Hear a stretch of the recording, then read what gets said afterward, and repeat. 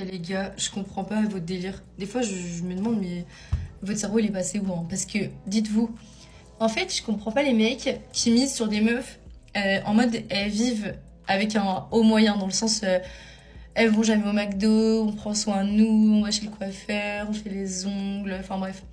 Et du coup, je me dis, les mecs, si vous assumez pas des meufs comme ça, pourquoi vous prenez pas plus bas? En mode, c'est-à-dire que quand tu fais tes courses et que t'as pas les moyens, tu vas acheter de l'éco plus par exemple. Et bah vous devez faire pareil pour les meufs. En mode, si t'as pas les moyens de payer des pâtes de luxe, tu vas acheter d'éco plus. Bah si tu peux pas te payer des meufs de luxe, tu vas t'acheter des meufs d'éco plus. Enfin bref, alors tout ça pour vous dire que la prochaine fois, choisissez vos meufs. Si vous avez les moyens, vous prenez des pâtes de luxe. Si vous avez pas les moyens, vous prenez des pâtes d'éco plus. En fait, c'est clair. Messieurs, ne tombez pas dans cette vision consumériste. Une femme très apprêtée n'est pas haut de gamme par défaut.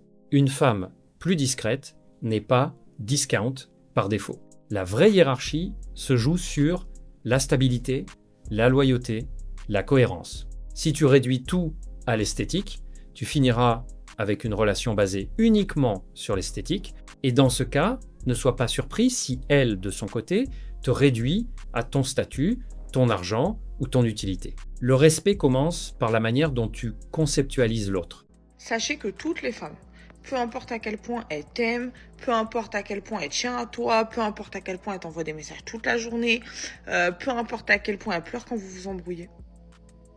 Toutes les femmes. Et peu importe, même si elle est dure, si elle a un tempérament dur, si elle est hagar, peu importe.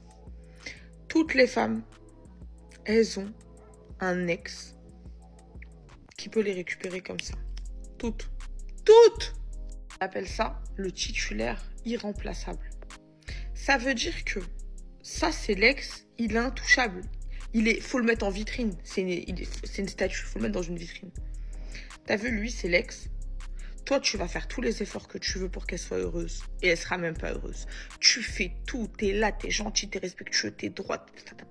Elle a toujours la boca. Elle a toujours un truc à dire. T'as vu cet ex-là? Il a même pas 2% d'effort à faire. Il peut te la récupérer à 3h du matin avec un « tu fais quoi ?» Je t'explique. T'es où? 3h du matin, il lui envoie juste un « t'es où ?»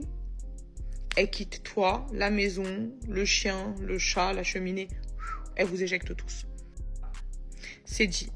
Donc les filles, commentez si c'est vrai ou pas. Est-ce que vous avez un ex? Il est imbattable. Cet ex-là, c'est une relation qui ne pourra jamais être remplacée. Jamais. Et ça veut dire que, vas-y, tu sais que ton mari, là, ton mec et tout, tu l'aimes bien.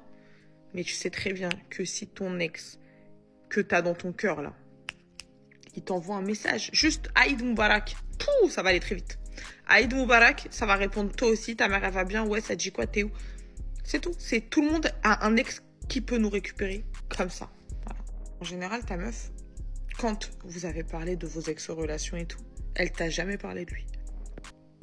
Lui, c'est l'intouchable. Lui, c'est l'intouchable. Ça veut dire que même parler de lui, elle pouvait pas te parler de lui. Parce qu'elle savait elle-même que dans son regard, ça allait se trahir. Si vous êtes des femmes, si vous êtes vraiment des femmes, tout de suite là, commentez, identifiez-le. Votre ex intouchable. Identifiez.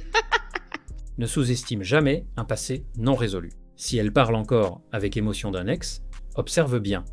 L'indifférence est un meilleur signe que la colère. Ne rivalise pas.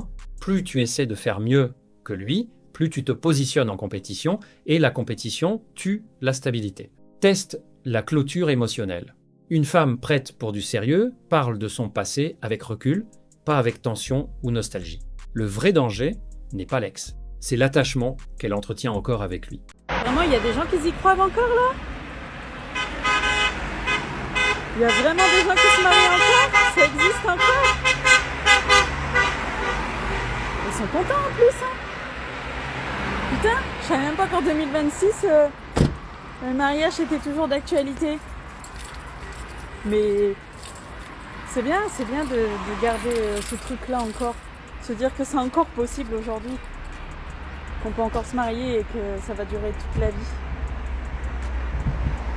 Garder cette innocence, cette naïveté, c'est bien, c'est beau.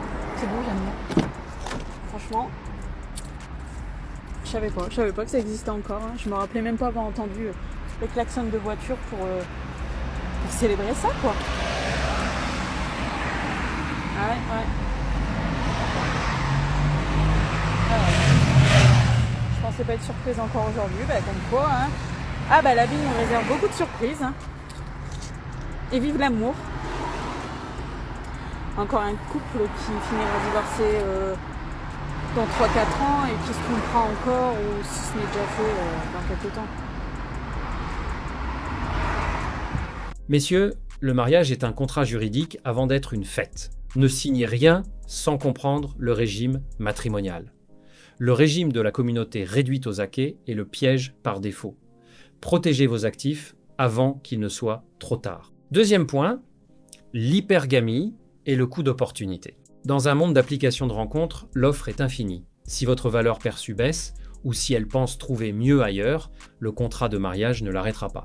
La seule garantie, c'est votre propre développement continu. Ne soyez pas le bon gars qui finance le lifestyle d'une personne qui partira au premier orage. Soyez l'homme qui sélectionne sur des preuves de loyauté concrètes, pas sur des mots. Que dire sur Aurélien Tchouameni et elle là. C'est un truc de fou. Elle l'a trompé. Alors que lui, franchement, il est beau gosse.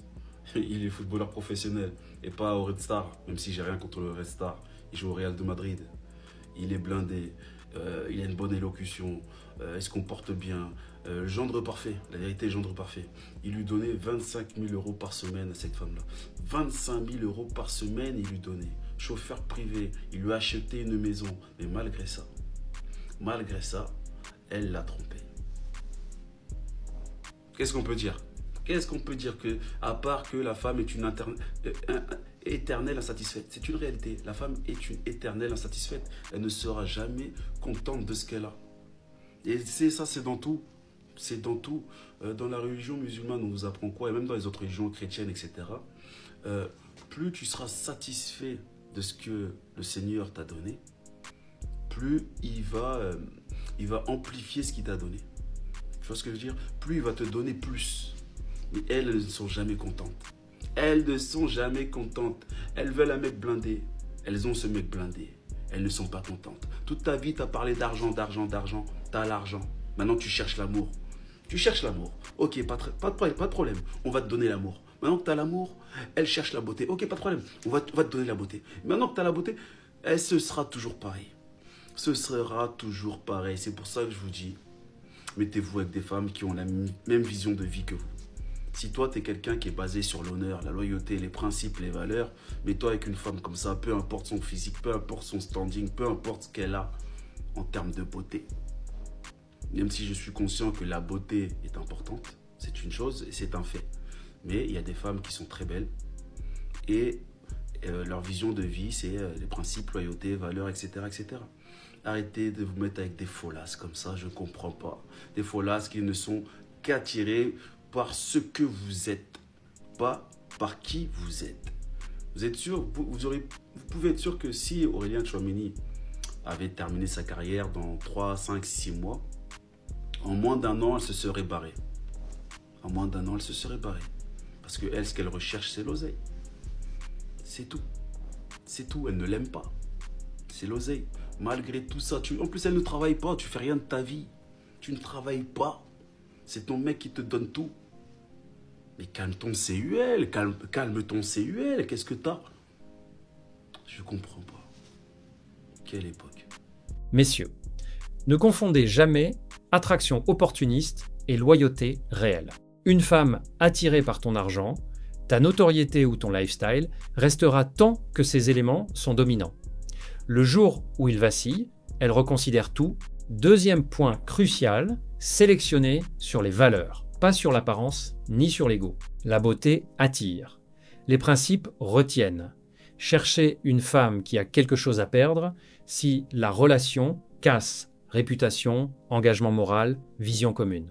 Pas juste un confort matériel. Et surtout, ne surinvestissez jamais financièrement au début. La loyauté se teste dans le temps, pas dans le luxe. Bon les mecs, je vais vous donner 3 signes qu'il faut pas marier la meuf que vous êtes en train de fréquenter actuellement. Je sais que vous avez des papillons dans le ventre, vous êtes tout content, mais cette femme-là, c'est le diable. Si jamais elle fait la première chose, c'est que c'est mort, mais si elle fait les 3 en même temps, vous pouvez déjà oublier le sérieux avec elle. Arrêtez d'entreprendre quelque chose de sérieux avec des gens qui, eux, au retour, ne veulent rien du tout avec vous. Ils sont en train de vous utiliser. Vous allez voir, il y a des signes qui vont vous montrer qu'il y a des femmes qui sont pas mariables, en tout cas selon moi. Avant de penser à la marier, renseignez-vous sur les 3 points que je vais vous donner. Si les 3 ça passe, là vous pouvez commencer à réfléchir.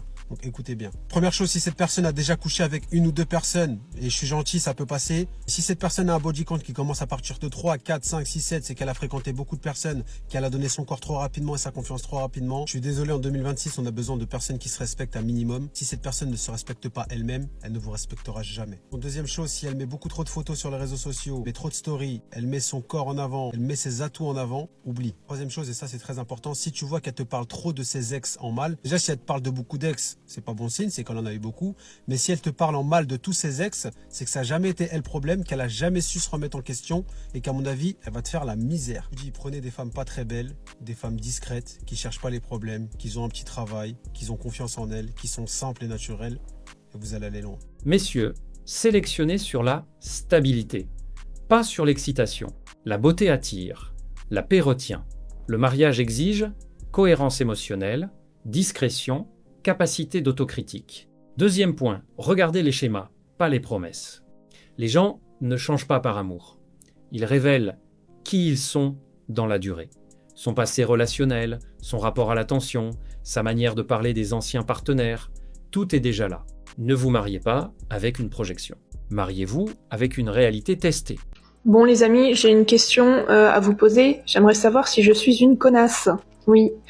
Donc voilà, je voudrais des avis neutres, de personnes qui me connaissent pas, d'hommes, de femmes. Donc voilà, donc je sais que je suis une bouffonne, mais j'aimerais savoir si en plus de ça, je suis une connasse. Je vous mets le contexte, il y a 6 mois, je rencontre un homme, tout se passe bien, on se voit 1 fois, on se voit 2 fois. Après la 2e fois, donc dès le lendemain, déjà, ça commence à mettre de la distance dans les messages, je sens que, voilà, comme d'habitude. Alors dites-moi si pour vous aussi c'est comme ça, mais moi, après le 2e rendez-vous, je sens la douille. Et donc, il commence à être distant dans ses messages, tout ça, bon, voilà. Et jusqu'à me dire oui, en fait, je sais pas trop pour nous, je réfléchis, nanani, nanana. Donc je lui dis écoute, tiens-moi au courant en fait, parce que moi je vais pas rester dans le flou comme ça, j'aimerais bien savoir si on est ensemble ou si on n'est pas ensemble, ce qui se passe entre nous, voilà quoi. Et du coup le lendemain ou le surlendemain, comme j'ai pas la réponse à ma question, je lui redemande, je lui dis du coup il en est quoi. Ah je sais pas, écoute, moi je sais. Voilà, si ça vient pas de ton côté, donc moi je le kiffe, mais lui il me kiffe pas en fait. Je sens que voilà, quand tu sais pas, tu sais en fait.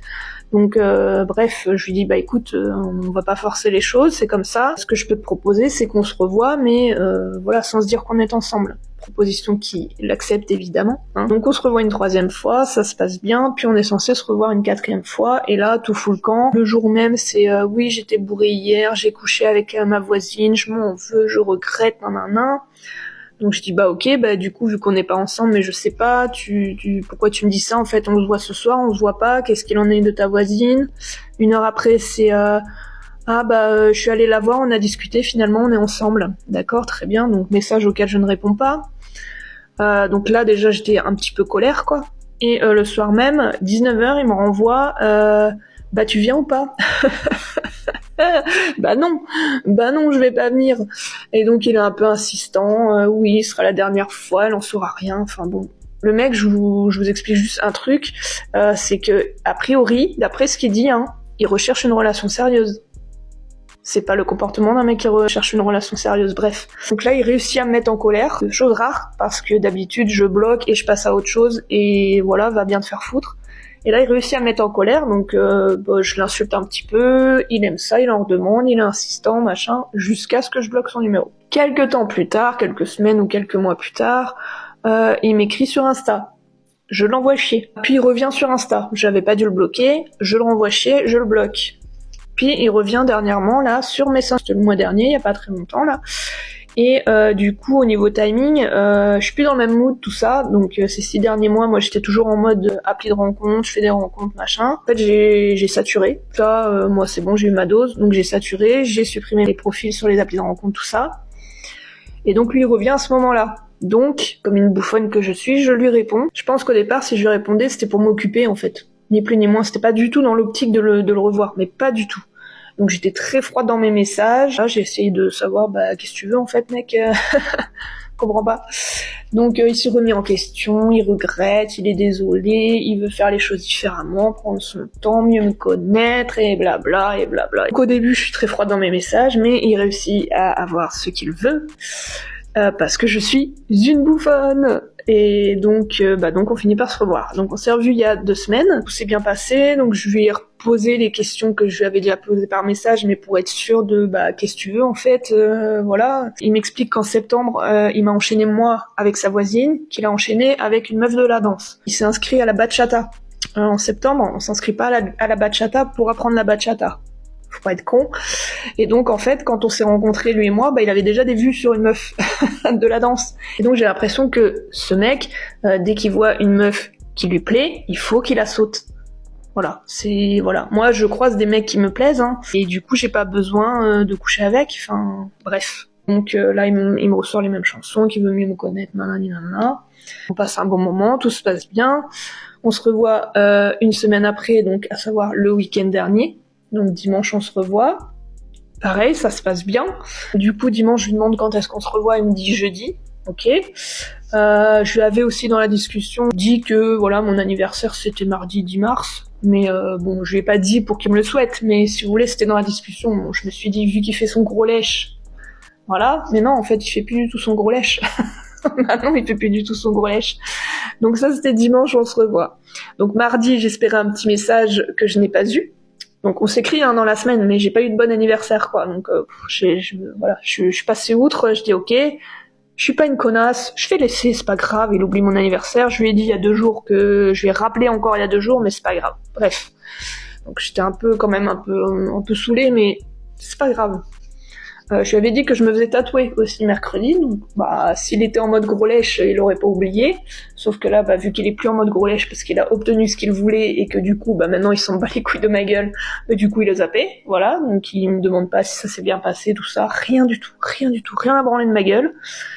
Au lieu de ça, il m'envoie un message pour me dire oui, je viens de l'apprendre, je suis mutée cet été. Donc moi je savais déjà il y a 6 mois, il m'avait dit qu'il avait fait une demande de mutation. Mais à ce moment-là, quand je reçois le message, je me demande pourquoi ils me disent ça, alors que j'ai pas franchement l'impression d'être concernée par la chose, puisqu'il s'en bat les couilles de ma gueule en fait. Mais peut-être que j'exagère, dites-moi si j'exagère, si peut-être ces signes-là, je suis à côté de la plaque. Dites-moi. Et du coup, il me renvoie ça et tout, donc je rentre pas dans son jeu, je lui dis c'est bien et tout, tu dois être content, machin. Oui, mais par contre, ça dépend comment on voit les choses, parce que je pars en mode célibataire.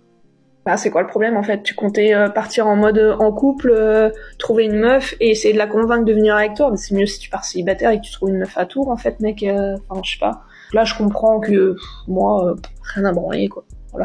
Donc ça confirme bien les choses. Mais peut-être que je me trompe et dites-moi, peut-être que je me trompe, peut-être que je suis à côté de la plaque, peut-être que je n'ai pas compris. Voilà pour le mercredi. Le jeudi, je lui réponds. Donc le jeudi matin, je lui réponds. Écoute, je préfère qu'on en parle de vive voix si ça ne te dérange pas. Il me dit ok, y a pas de souci. Et je lui dis est-ce qu'on se voit ce soir?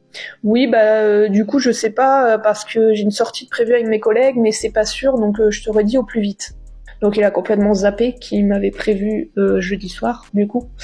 Donc voilà. Donc moi personnellement, mais dites-moi si j'exagère. Moi personnellement, quand je dis à quelqu'un on se revoit jeudi, et qu'entre-temps les collègues ou quelqu'un d'autre me propose un truc jeudi, moi je leur réponds non, je suis pas dispo jeudi.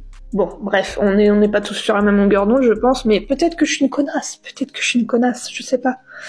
Donc bref, donc là je comprends qu'il a complètement zappé, qu'on devait se voir. Donc je réponds pas à ce message, puisqu'il me dit dans le message, je te redis rapidement. Jeudi soir, je sais pas, vers 20h, je lui renvoie un message, je dis moi je vais bien me faire foutre une bonne fois pour toutes. Il me dit non, pourquoi tu dis ça, là je sors de la salle, j'enchaîne avec mes collègues et tout, j'ai pas eu le temps. Je dis je sais pas, t'as pas eu le temps, mais il y a 2 semaines quand tu faisais ton gros lécheur, t'avais le temps de tout, parce que t'étais vraiment un putain de gros lécheur. Et là, en fait, tu me zappes total, en fait. Donc là, jeudi soir, qu'est-ce qui se passe? Comme il y a 6 mois, dis donc, la même chose. Et voilà, on s'embrouille, en fait. On s'embrouille par message.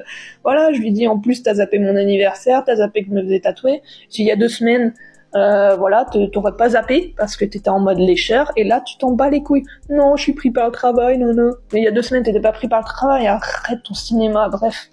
Je vois bien qu'il se fout de ma gueule, mais je comprends pas en fait pourquoi. Pourquoi t'es venu insister pendant 6 mois pour me revoir et pour refaire la même chose? Je comprends pas, mais dites-moi si c'est moi qui exagère.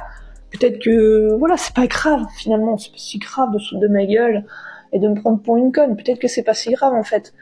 Donc bref, on s'est embrouillé, j'ai arrêté de lui répondre, ça me saoulait. Et comme la bouffonne que je suis, hier, vendredi, je lui renvoie un message, est-ce qu'on peut se voir ce week-end?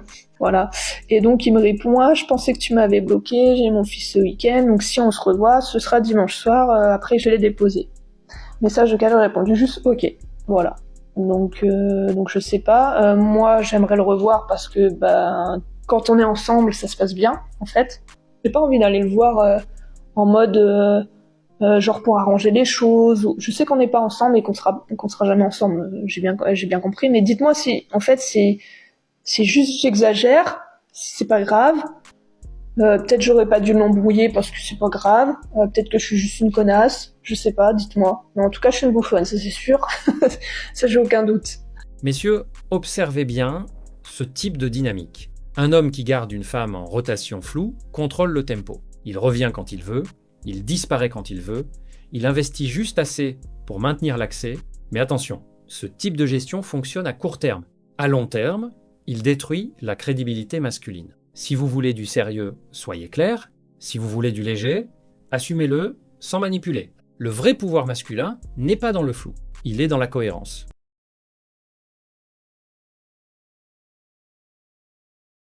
Si cette analyse t'a parlé, alors ne bouge pas. La vidéo qui s'affiche à l'écran en ce moment va sûrement te plaire. Clique dessus maintenant pour ne pas rater la suite. Reste lucide, on se retrouve de l'autre côté.